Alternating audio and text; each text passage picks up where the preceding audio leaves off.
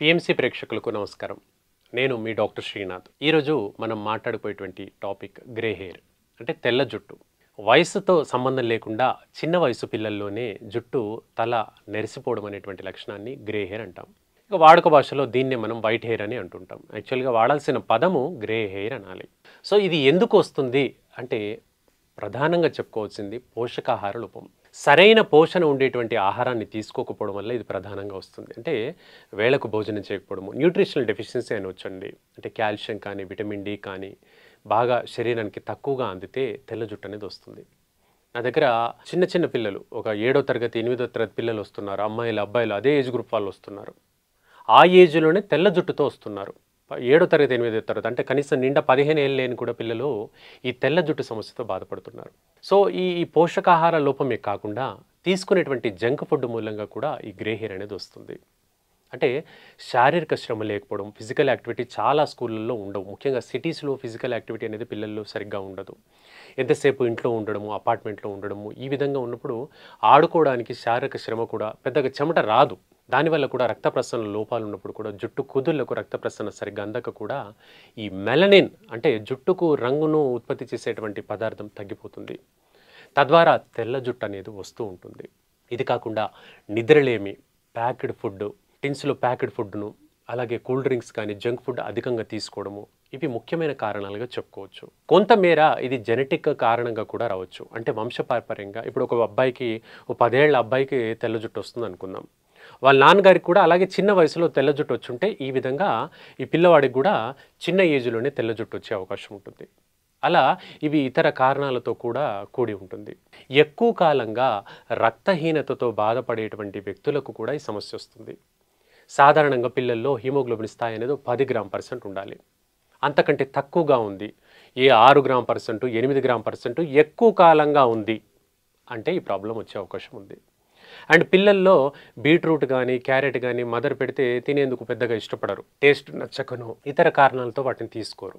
దానివల్ల కూడా పోషకాహార లోపం ఏర్పడి తెల్ల జుట్టు వచ్చే ప్రమాదం ఉంటుంది. ఇది కాకుండా పేను కొరుకుడు సమస్యతో కూడి కూడా ఈ సమస్య రావచ్చు. నిద్రలేమే కాకుండా పేను కొరుకుడు సమస్య అంటే ఒక ఫంగల్ ఇన్ఫెక్షన్ వల్ల జుట్టు ఒక చిన్న ప్యాచ్ లాగా ఊడిపోతుంది. ఆ సమస్యతో కూడి కూడా ఈ తెల్ల జుట్టు రావచ్చు. అలా చాలా రకాల కారణాల్లో ఇది వస్తూ ఉంటుంది.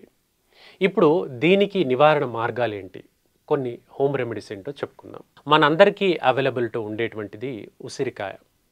ఈ ఉసిరిలో విటమిన్ సి అధికంగా ఉంటుంది. ఒక విటమిన్ సి ఎంత అధికంగా ఉంటుందంటే ఒక ఉసిరికాయ ఒక 40-50 ఆరెంజ్లు తిన్నంత సమానంగా విటమిన్ సి శరీరానికి అందుతుంది. సో జుట్టు పోషణకు విటమిన్ సి అనేది అత్యంత ముఖ్యమైనది. రెండవది విటమిన్ ఇ అనేది ముఖ్యమైనది. సో విటమిన్ సి మంచి ఉసిరికాయ తీసుకోండి. దాన్ని 1-2 ఉసిరికాయలు తీసుకొని ఒక 4 స్పూన్లు పౌడర్ వచ్చే విధంగా దాన్ని పౌడర్ చేయండి.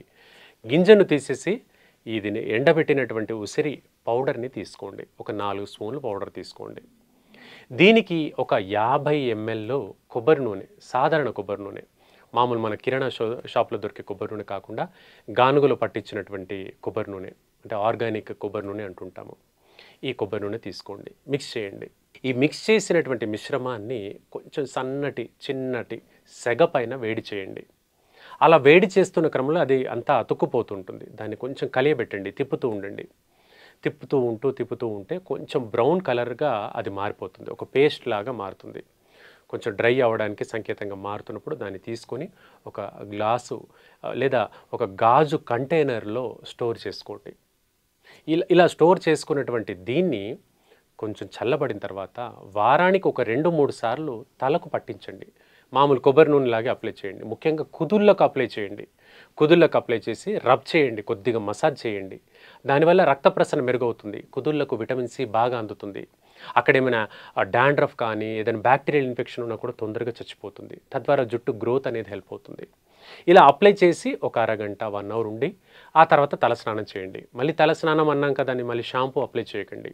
అందులో ఉండేటువంటి కెమికల్స్ మూలంగా జుట్టు ఇంకా రాలొచ్చు, అలాగే జుట్టు ఇంకా తెల్లబడే ప్రమాదం ఉంది. కాబట్టి సాధారణంగా మన న్యాచురల్ షాంపూస్ ఉన్నాయి కదా, కుంకుడుకాయ రసం, కుంకుడుకాయల్ని తీసుకొని వాటర్లో వేసి వేడి చేయండి, నురుగు వస్తుంది, చాలా బోల్డంత నురుగు వస్తుంది. ఆ నురుగను తీసుకోండి, తలకు అప్లై చేయండి. లేదా మెంతులు మెంతుల్ని కూడా నానబెట్టిన తర్వాత కాస్త వాటిని ముద్దగా చేసి తలకు అప్లై చేయండి. ఇలా చేసిన తర్వాత మనకు ఆ నురగ వల్ల మనకు యాంటీ బ్యాక్టీరియల్ ప్రాపర్టీస్ ఉండడం వల్ల అది కంప్లీట్‌గా ఇన్ఫెక్షన్ ఏదైనా ఉన్నా కూడా తగ్గుతుంది.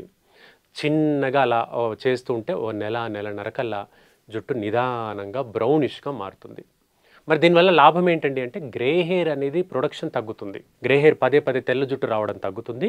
ఉన్న జుట్టు కూడా కాస్త బ్రౌనిష్‌గా మారుతుంది. సో, న్యాచురల్ లుక్‌లో కలిసిపోతుంది. తప్పించి మనకి ఇంకేం కెమికల్స్ అక్కర్లేకుండా, ఏ డైస్ అక్కర్లేకుండానే దీన్ని తగ్గించుకోవచ్చు. సో, విన్నారు కదా వ్యూవర్స్. ఈ రకమైన జాగ్రత్తలు చేసుకుంటూ ఉంటే మనకి సమస్య నుంచి బయటపడవచ్చు. వీటికి మంచి మెడిసిన్స్ కూడా ఉన్నాయి. హోమియోలో కూడా చాలా చక్కటి మెడిసిన్స్ ఉన్నాయి. ఎవరికైనా ఇబ్బందులు ఉంటే కింద నంబర్‌కి స్క్రోల్ అవుతున్నటువంటి నంబర్‌కి కాల్ చేయండి. మెడిసిన్స్ హోమియో వాడండి. చాలా చక్కగా ఈ సమస్య నుంచి బయటపడండి. ఓకే. సో, రేపటికి మా కార్యక్రమంలో ఇంకో మంచి టాపిక్‌లో ఇదే టైంకి కలుసుకుందాం. Keep watching PMC. Thank you.